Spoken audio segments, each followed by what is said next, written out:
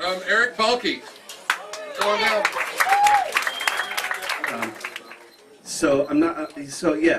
I'm not really that prepared. But I mean, I used to travel and play in front of people all the time. I travel and play music and play songs I write all over the place, and that was the key. Like, be prepared for like any kind of situation. I'm driving across the country on my own for a few years, and playing all these situations. Just playing anywhere they'd have me. And the biggest key was like to kind of like just again like be prepared or be early, or like avoid crisis situations by just like showing up early, because you never know what's going to happen once you get to the venue you've never been to before. And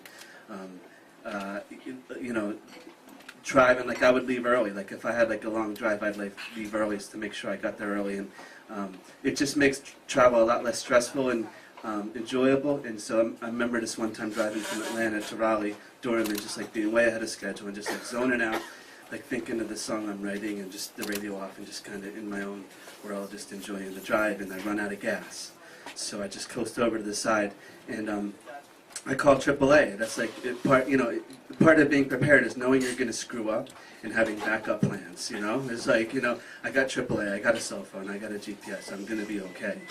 So I call AAA, and they're coming with a couple gallons of free gas, and it's going to take a half an hour. And I'm like, that's perfect, because I get some free gas, and I get to go in my back seat, get out my guitar, and finish the song I was writing. They come in, they give me my gas, and I'm on my way to my show. And because I was running early, wasn't late at all. I was there on time. But I can remember one time I wasn't prepared for a situation, and that's when I had the show up in Maine in like the middle of the winter. It wasn't even really a show. It was like a showcase. I was going to be one of 20 people playing like 2 songs or something. And I was in Boston at the time. The thing about Maine is it's like not on the way anywhere.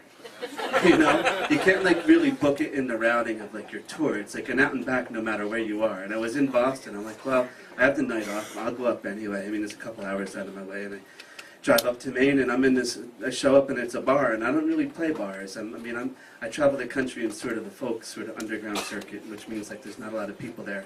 And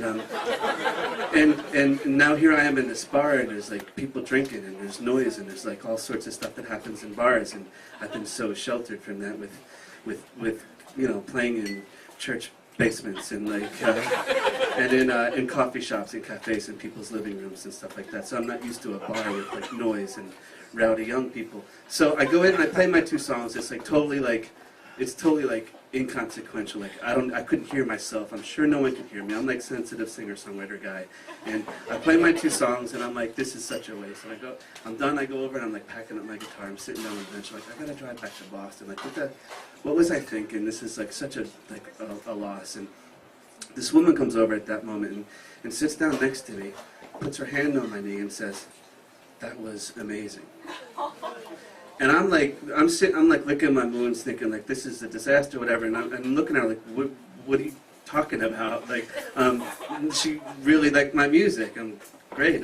That's cool. And she invited me over to the bar to have drinks with her and her friend. And so I'm like, well, okay, maybe I'll hang in Maine a little bit longer. And I go over to the bar, and they're buying me drinks, and there's like flirting and stuff, all this stuff again that I'm not used to.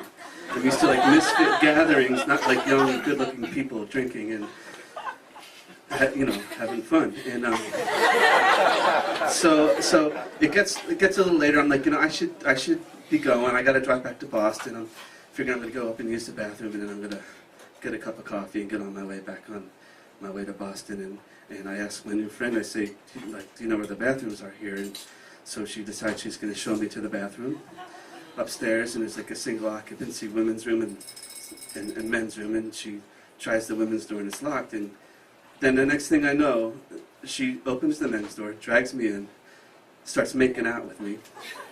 Within 5 seconds, her pants are at her ankles, and she's grinding me up against the sink. So here I am, I'm doing all this, I'm driving around playing these folk shows for 6 years, and here's my sex, drugs, and rock and roll moment. And I'm finally, people, they think this is, what it's about, and I have no story, and this is going to be my story. And then I'm like, oh, no, I was like, either you bought me one too few shots, or I'm just I'm not prepared. What do we, So that's my story, and that's how it ends. And nothing. And I have an incomplete story. And now I could have had that story, the glory of being on the road, the story to tell people. So now I just want you to know that, like, you know, you learn your lessons. Now I'm prepared. I got the GPS. I got the AAA. I got the cell phone. And before I leave the house, I duct tape a condom to my leg.